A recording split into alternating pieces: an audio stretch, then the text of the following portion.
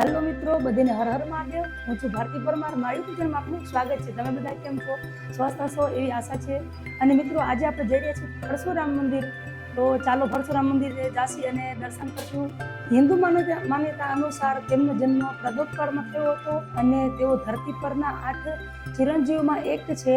એવી પણ માન્યતા છે કે પરશુરામ આજે પણ ધરતી પર હાજર છે। તેમજ ઘણા મહાપુરુષો ધરતી પર ચિરંજીવી છે, જેમાં અશ્વત્થામા અને દૈત્ય રાજા બલ્લી, વેદવ્યાસજી, હનુમાનજી મહારાજ, રાજા વિભીષણ અને કૃપાચાર્ય અને પરશુરામ અને માર્કંડેય ઋષિ પણ ચિરંજીવી છે। પૌરાણિક માન્યતા અનુસાર ભગવાન પરશુરામ શ્રી કૃષ્ણને સુદર્શન આપ્યું હતું। ગુરુકુળની શિક્ષા ગ્રહણ કર્યા પછી કૃષ્ણ ભગવાનની મુલાકાત પરશુરામ સાથે થઈ, ત્યારે પરશુરામ ભગવાને શ્રી કૃષ્ણને સુદર્શન આપેલું છે। હવે જે મિત્રો તમે દર્શન કરી રહ્યા છો એ છે પરશુરામેશ્વરમ મહાદેવ। પરશુરામ મંદિરની એક્ઝેક્ટ બાજુમાં જ આવેલું છે। મારા વિડીયોના માધ્યમથી તમે દર્શન કરી શકો છો પરશુરામેશ્વર મહાદેવના। તો એ ખૂબ સરસ મંદિર છે અને તમે આ મંદિરનું ગર્ભગૃહ છે એ તમે નિહાળી શકો છો।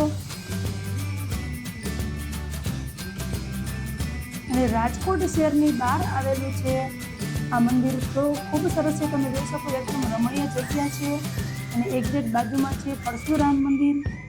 હવે તમે પરશુરામના દર્શન કરી શકો છો। આ છે પરશુરામ ભગવાન। હળસીથી જે ભગવાન ઓળખાય છે અને કહેવાય છે કે બ્રાહ્મણના પુત્ર છે પરશુરામ। તો મિત્રો, હું તમને જણાવી દઉં કે પરશુરામ મંદિર ક્યાં આવેલું છે।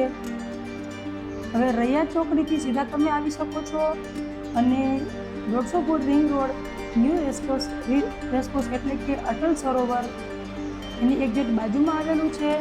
હવે અહીંયા કને જે પ્રસંગ હોય છે, પરશુરામ જયંતિ હોય ત્યારે અહીંયા કને મહાપ્રસાદનું આયોજન પણ કરવામાં આવે છે અને બોરી સંખ્યામાં અહીંયા કને ભક્તોની ભીડ પણ જોવા મળે છે।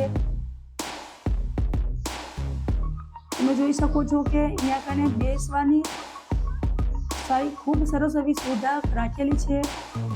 અને જો મિત્રો તમારી સાથે નાના બાળકો આવ્યા હોય તો એમના માટે પણ રમવાના જેવા કે હિંચકા અને એવું સારી એવી અને મોટા મંદિરની એક્ઝેક્ટ સામે પરશુરામ તળાવ આવેલું છે, એ પણ ખૂબ સરસ અને સુંદર છે।